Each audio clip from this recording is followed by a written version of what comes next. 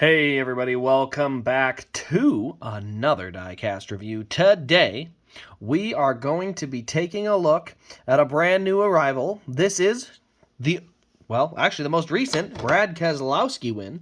And he only got one race win last year, so it's been a long drought for your Keselowski fans. But anyway, this is the Moneyline Talladega win, and we're going to go ahead and take a look at it. First things first, though, I always do this. I got to show off the event pin. Geico 500, April 25th, 2001. So you can see that pin there. That is for the race here. And I think I'll have some of these on the site. I haven't updated any pins to the site yet, so when that day comes, I will have a video, so don't worry. Stay tuned to the channel. You won't miss a thing. Let's go ahead and pop it open, though. I actually haven't had this out of the box yet, so this is the first time really getting to see this car up close. Now, I do remember there should be at least one very cool marked on it. You know, I remember it was a big piece of bare bond on one of the fenders, or maybe it was a corner panel. But we'll go ahead and take a look here. So, as I'm putting the cards back in the box to make sure they don't get all bent. All right, so first things first, it is the standard Elite box. Nothing to see here. The only thing that I really need to show you guys is the production number, one of 307. So on a 307 there, you can see the Moneyline paint scheme here. We're going to go ahead and pull this off its base. But while we're doing that, let's go ahead and show you guys the race win card. You can see we got Brad Keselowski, Geico 500 winner, April 25th, 2001. He got that when Matt DiBenedetto went high to block and just stayed on the bottom and won, just like Chastain did. Over here you can see time of the race, 3 hours and 26 minutes. He only led one lap, as did Chastain this year and Kyle Busch at Bristol. So it's the one-lap winners are kind of common now. But yeah, we got margin of victory, less than a tenth of a second, 7 cautions for 34 laps. Holy cow. Well, 5 laps of cautions, not abnormal, but a little high for Talladega. You know, it's a big enough track, you really don't need to do that. And then 3 hours and 26 minutes for the race. So 3.5 hours, not bad for a 500 or 508 mile race, because I'm guessing there was a couple green white checkers in there. So yeah. And then it also does come with the race win sticker here for the Cup Series, that black and white color. All right, so the last thing we need to do is we need to pull the base off here quick. And there we go.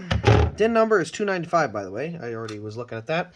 And we'll go ahead and take a look at this diecast. So, as we get up here nice and close, you can see we've got the Moneyline paint scheme. Honestly, this paint scheme, probably one of my favorites for the Penske bunch, the ones that they use. I just think this color scheme is decent. The graphics are decent. I will say this Moneyline scheme is different from the one they used in, I want to say 2019. It was the same as the Worth car, and I think they kept the Worth paint scheme, but they did change this one. So you can see, though, down the left side, we've got a little bit of dirt up here on the very front of the car. It is a white nose car, so you do get every little piece of rubber buildup and stuff. It's all going to show really well because it's literally black on white. You can see we got the Penske numbers in the rim there, along with the little bit of dust and dirt from the brakes, which there's not a lot of brakes at Talladega. We got our number 2. We got Wabash discount tire. You can see the rivets down there along the skirt. We got Brad Keselowski in pink or purple up here on the name rail. We've got the roof hatch up here along with the 3 Ford emblems on the roof camera there. Keselowski on the front and rear windows with the Ford emblem there. We got Moneyline. We've got the ethanol ring, Freightliner, and Snap-on. Not a lot around the left rear here, nothing that's too noticeable as far as like race damage or detail.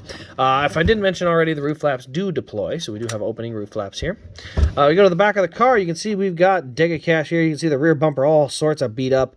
You know, it was just part of the package. They bump and push that much. Then we got Worth on the rear deck lid. DIN number is 295, as we said earlier. You can see the other cool thing is the spoiler does have this wicker on the top of it. You can see how they kind of colored the top of the spoiler black, and it does make it look like it's got that wicker. The spoiler should be about an inch taller, maybe not an inch, a half inch or a quarter inch taller in real life, or in, you know, on the actual car, but yeah, it was a much taller spoiler than what it's proportioned with on this car here.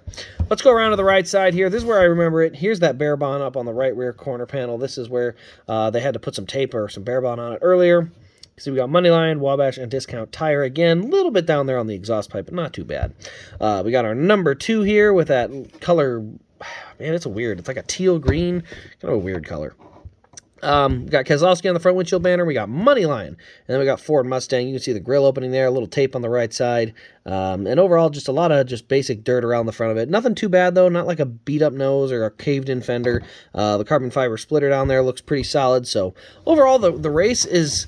The diecast doesn't have a ton of damage or anything. I will say the nice part is it is not the same old scheme. This is the first time he's won in the Moneyline scheme, and the only time, I guess, because I think they're now with 2311. But yeah, he did finally get a win. I should say finally. They didn't sponsor that much, but in the Moneyline scheme. So it's kind of cool because, he's one in the Moneyline scheme, the Worth scheme, obviously the Miller Lite scheme. So there's a bunch of different, sponsors that he won with, color or paint scheme wise. So last thing I guess I need to look at, though, is under the hood. We got to take a look at that engine detail. We're going to go ahead and pop the hood here quick and see what we got. Now, the nice thing is the Fords for this year, the hood opens nice and tall, so you can see underneath there, you got Moneyline powered by Ford. And in there, you can see we got blue valve covers on top of the silver engine block. Got some belts and an alternator up here on the front. You can see that in there, and then we do have a radiator. So, pretty decent engine detail, but I'm never going to complain if we can get some more. And then let's go ahead and take a look underneath the car here. You can see we've got all the suspension components here. As I said, it does have a functioning suspension. You can see how much that rear end is allowed to travel, at least on the left side. The right side seems to be a little stiff for some reason. No, it's good. So yeah, both sides are nice and bouncy. The front wheels are posable and they'll have a little wiggle, but not quite as much as what the rears have. But overall, the car really is a very nice paint scheme. It's definitely nice that Keselowski had at least one win to keep his streak alive, because this year is going to be probably his toughest year yet to try and snag a win. But who knows? So yeah, overall, I think it's a solid race win. As I said, good for you Keselowski fans out there. And obviously, it's a Talladega win, so they're always going to be popular. Brad's won a lot of races there. So anyway, if you are interested in this car, you can check it out. It is available at rasdiecast.com. As of the posting of this video, we got the promo code SPRINGCLEAN going on. I believe it's Spring Clean. I have to make sure. Make sure you stay tuned to the live stream. I always say it there, but Spring Clean, all caps, no space. That is 9.5% off this week only. So go ahead and check it out over there at rasdiecast.com. Link in the description. Other than that, everybody, thanks for watching. This has been Race Craze, and we will see you in the next Diecast review.